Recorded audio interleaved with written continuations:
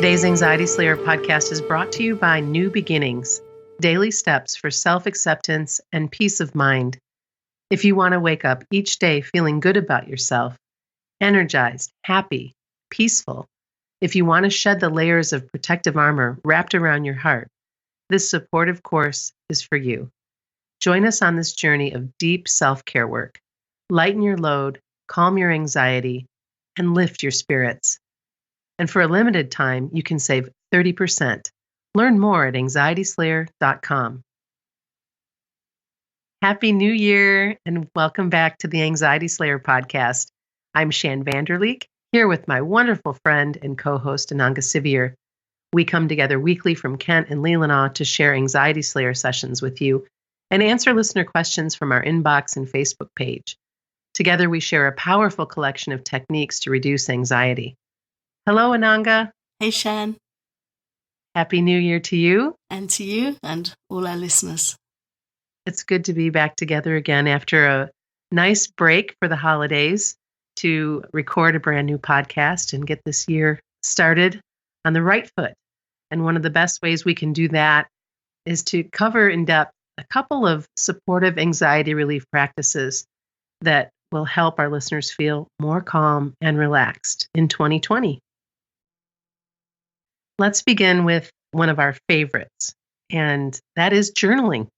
Yeah, journaling for me is such a healing practice. I think the thing I love most about journaling is the clarity it brings. If ever I feel that I'm processing something traumatic or anxious, or just learning something new, just getting the words out of my head onto the page, I really love being able to just brain dump, free write, and then see the clarity and peace that comes from that practice.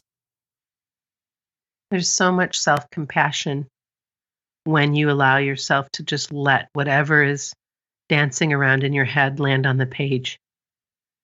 I think about many difficult experiences that I've had in my past in this lifetime that I've been able to just write about and even inquire about and just let it all go. And there's something that helps you feel so much lighter just through that action.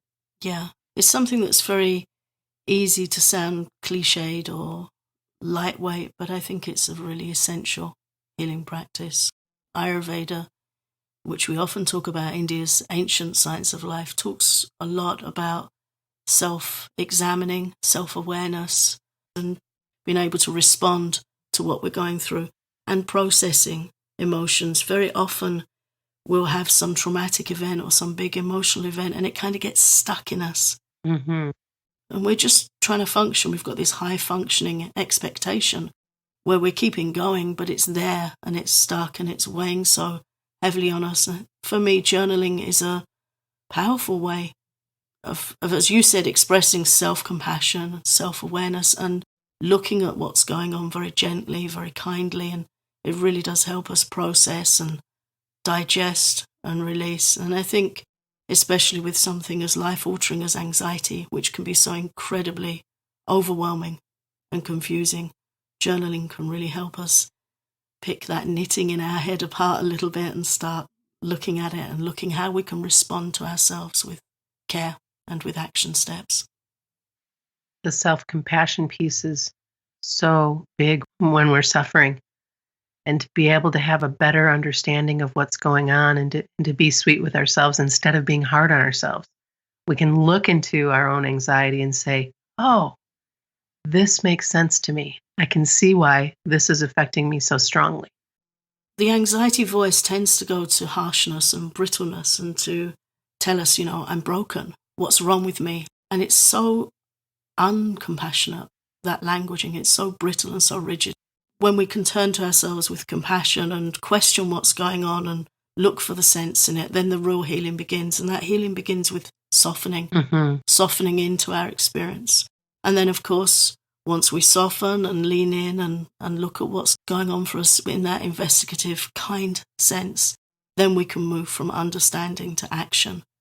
And that means just that turning over and looking at what can I do now with this new understanding to support myself? What steps can I take to make this a bit easier for myself? And this can all happen on the page. It can all happen in that journaling process. And it's important to also bring forward that healing is learning. And it's taking baby steps and falling and getting back up again. And anxiety only increases when we think we're broken and that we need to be fixed. And that black and white thinking hurts us even more. And you've heard me over the, we've been friends for so long. And my go-to inner critic tells me I'm weak. You're so weak. Or get your shit together. Or why are you wallowing in whatever it is you're wallowing in? Now I can even have some humor around it. It makes me smile because I can identify it for a voice that I do not own. That is not my voice. That is not real. That's an antagonist. That's an inner critic that I can say, okay, thanks for looking out for me, but I've got this. I know what I need to do right now.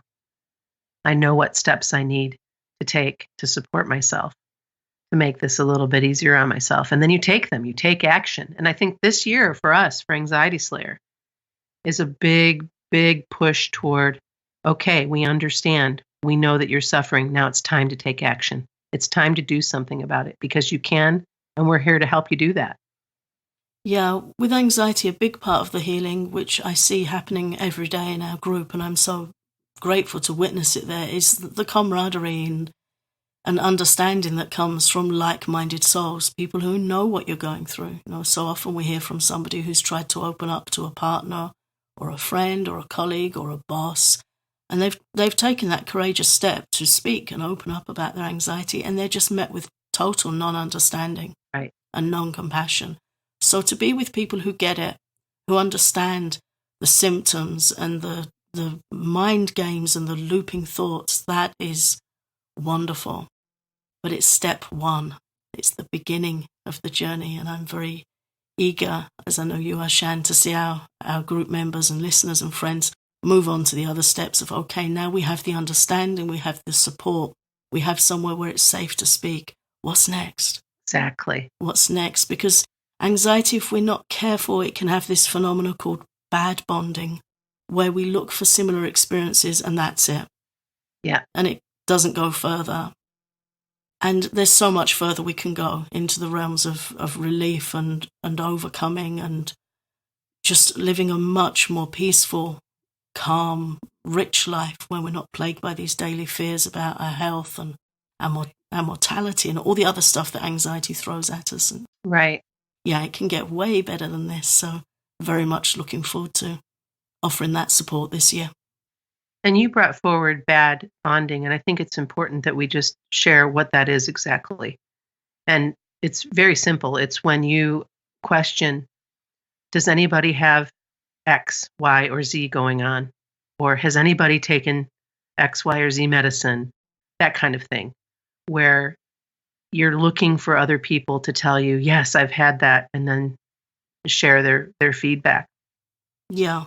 We want to get way past that, because it might make you feel a little bit more calm, a little bit better for a moment until it leads to the next thing, and then the next and the next. And it's one of the reasons why in our private group on Facebook, we steer clear from the medications question, because every person's different. Every brain is different. Doctors and psychologists, psychiatrists, and the patient. There's so many moving parts that talking about those different medicines really is a bad bonding practice, in my opinion. Yeah. It's always good to know that you have understanding and support. And with anxiety, the first thing we want to know is, am I alone? Right. Am I alone? Am I going crazy? No, you're not alone. And that's important. It's important to have that support. But beyond that, we need to then, it's a step. Yeah. It's like, you're at the front door and you've got your hand on the doorknob, but you're not out the door. So healing for anxiety needs to be not so specifically focused on this symptom, this thing, that thing, the tiny, tiny things that the anxious mind zooms right in on. Right. Like, you put a flea under a microscope, and it's my belief that there are certain things that are small for a reason. No doubt. There's certain kind of deep sea dwellers and things you put them under a microscope, and they're the stuff of nightmares. But that's what our mind does with our symptoms and our experiences of anxiety. It zooms right in and it makes it very, very big and very, very scary. And what the anxious mind does is it looks at the A problem and the B problem, and Yes. you'll find somebody that resonates with B, and then you go to C, and then you find somebody that understands C, and you go to D, and you can do that your whole life. And that's okay because you get an understanding that it's not non-valid, but with anxiety we need to go broader and deeper with healing. Yes. Because the anxious mind will always look at the flea under the microscope, and what we need to look at is what's looking through the microscope. The anxiety experience behind the symptoms and the fear of this and the fear of that, and helping that calm down, then everything changes. And there's so much to be said and done with that. Coming back around to journaling, that's why I love journaling, because it gives that broad, compassionate space on the page where you can get everything out your head and look at it in that compassionate context. Yes. And then that journaling often can lead to a really powerful EFT tapping session, which is the second anxiety relief practice that we're going to cover today. You've heard us talk about EFT tapping a lot, and we're going to continue to talk about it. We're going to be offering more guided tap throughs. We're working on some upcoming webinars that we're going to be inviting you to. We know the power of EFT. And EFT stands for Emotional Freedom Techniques, if you haven't heard of it before, which is now popularly known as tapping because the technique involves tapping on a sequence of meridian points.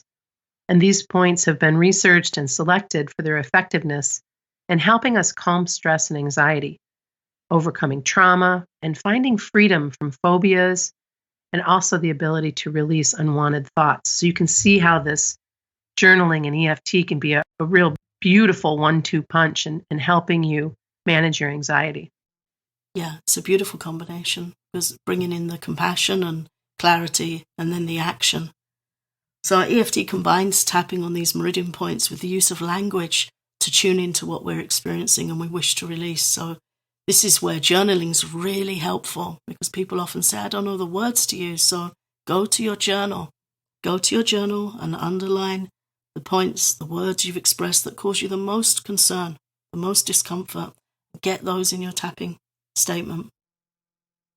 Really, this is where learning EFT tapping thoroughly is worth a little effort. It's so easy to learn. Anyone over the age of 5 can do it. My daughter was using EFT tapping when she was 5. She's 22 now. But when she was 5, she'd go up to a friend if they were upset and she'd say, I can help you. Let's do some efforty. And she knew all the points and she was helping people there. It was really cute to see.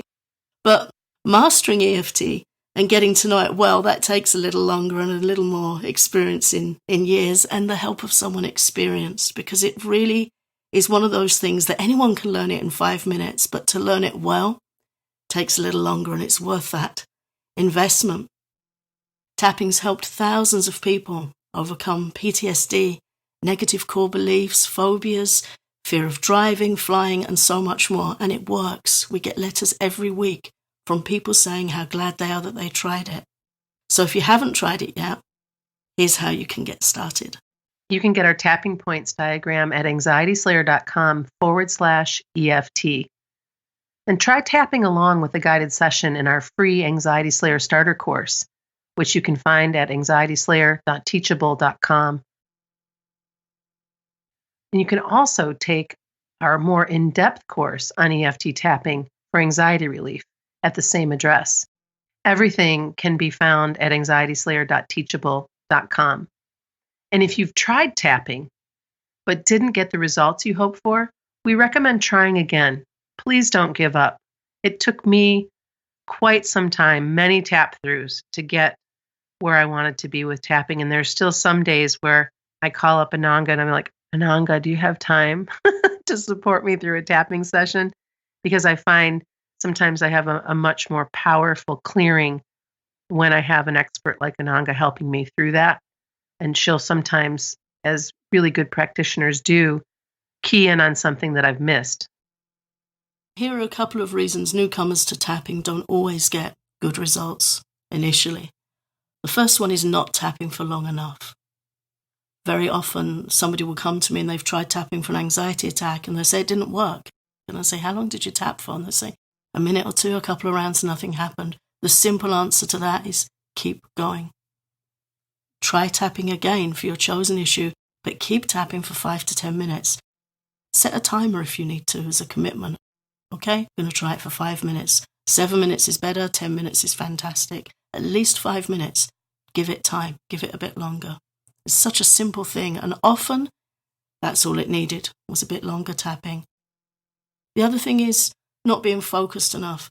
Tapping works best when we tune into one thing at a time. Pick one thing and write it down. For example, even though I feel stuck with this anxiety, or even though I feel nothing works for my anxiety, if you look at that, that's a negative core belief, and it's a good one to be free from. So note down on your piece of paper how true that is for you out of 10. For example, if it feels 100% true right now, write down the number 10. If it feels partially true, write down a 5 or a 6. Try tapping for that one thought or concern for at least 5 minutes. And then when you finish your tapping session, check in with yourself, look back at your piece of paper and review how you feel now. Write down the number that represents how you feel now. So if it was a 10 before, is it an 8 now? If it was a 6 before, is it a 4 now? Any reduction in number, that's a success. You've brought the score down, you've brought the feeling down a couple of points, and continued tapping will reduce your feeling of the experience and the number on your piece of paper again. So really it's persistence is the key. Taking action is what it's all about.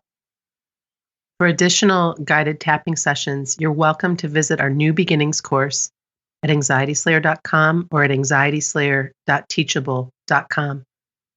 Thanks so much for listening to Anxiety Slayer. We're wishing you all the best in the days ahead.